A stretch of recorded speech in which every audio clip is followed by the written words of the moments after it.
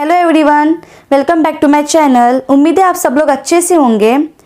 Okay, सो आज की इस वीडियो में हम लोग देखेंगे इंट्रायूटेरिन ड्रग डिलीवरी सिस्टम, जो कि यूनिट 5 का लास्ट चैप्टर है। और ये बेसिकली 5 मार्क्स के लिए पूछा जाता है एग्जाम में, और एनडीडीएस का सबसे लास्ट चैप्टर है। ओके, सो सबसे पहले अगर आप लोग ने मेरे चैनल को सब्सक्राइब नहीं किया, then do like share and subscribe my channel. Okay, so इसमें देखेंगे हम व्हाट इज आईओडी। सबसे पहले डेफिनेशन देखेंगे, एडवांटेज, डिसएडवांटेज, डेवलपमेंट एंड उसका एप्लीकेशंस देखेंगे, और उसके टाइप्स भी देखेंगे जो वेरी मच इंपॉर्टेंट है एंड एग्जाम में 5 मार्क के लिए पूछे जाते हैं। So let's begin. So first is intrauterine drug delivery system. Intrauterine drug delivery system यानी कि आईओडी। आईओडी यानी कि क्या? Small object is a small object which is placed in the uterus through the cervix route to avoid pregnancy. यानी कि small devices है जो place किया यूटेरस में, उसको प्लेस करते हैं प्रेगनेंसी को रोकने के लिए, अवॉइड करने के लिए। ओके, सो एडवांटेजेस क्या है उसके? It provide long lasting and reversible contraception, यानी कि लॉन्ग लास्टिंग है, बहुत ज़्यादा समय तक वो प्रोवाइड करेगा कॉन्ट्रासेप्शन को। प्राइवेट मेथड है, हाईली ज़्यादा से इफेक्टिव बहुत है वो, सेफ है यूज़ करने में, कन्वीनियंट है, not cause any effect in breast milk और ब्रेस्ट फीडिंग। जो ब्रेस्ट मिल्क के टाइम पे या फिर जो ब्रेस्ट फीडिंग का जो पेशेंट है उसके इसमें कुछ ज़्यादा इफेक्ट प्रोड्यूस नहीं करेगा, साइड इफेक्ट वगैरह कुछ भी नहीं है। Does not disturb hormonal cycle को डिस्टर्ब नहीं करेगा। So this are the advantages. Disadvantages देखते हैं। डिसएडवांटेज में क्या है? A train medical professional should insert, यानी कि जो ट्रेन है, जो ज़्यादा एक्सपीरियंस है, जिसको ट्रेन है मेडिकल प्रोफेशनल, वही इसको इंसर्ट कर सकता है और रिमूव कर सकता है। ओके, नॉर्मल पर्सन उसको इंसर्ट या फिर रिमूव नहीं कर सकता। Some users undergo hormonal side effect, किसी के अंदर हार्मोनल साइड इफेक्ट्स होंगे, जैसे कि मूड स्विंग्स वगैरह होगा उनके इसमें। और occasionally IUDs can be excluded, IUD कभी कभी एक्सक्लूड भी होता है, बाहर भी निकलता है, अच्छे से वो रहता भी नहीं है कभी कभी। Okay, so next is development of IOD. So development of IOD में हम लोग देखते हैं कि उसका डेवलपमेंट कैसे हुआ आईओडी का। सो हियर क्या है? Devices cause more endometrial compression and myometrial distension leading to uterine cramps, bleeding and exposure of IOD.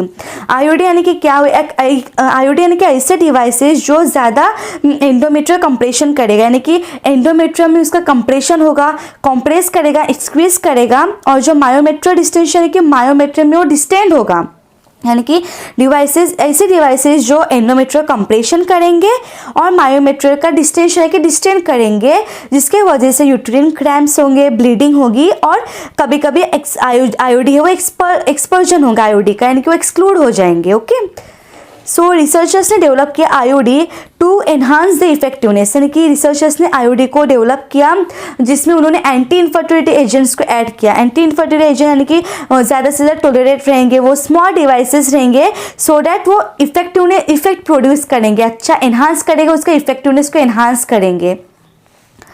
Next third point क्या है? टैटम। ये टैटम है ना, उसने डेवलप किया टी शेप डिवाइस को उसने डेवलप किया। और टी शेप डिवाइस यानी कि जो अच्छे से काम करेगा with the shape of uterus, जो यूटेरस का शेप है उसके कंपैरिजन में टी शेप उसके साथ टी शेप बहुत अच्छे से काम करेगा जब वो टी कॉन्ट्रैक्ट होगा। ओके, सो इसकी वजह से ना साइड इफेक्ट भी बहुत ज़्यादा कम होंगे।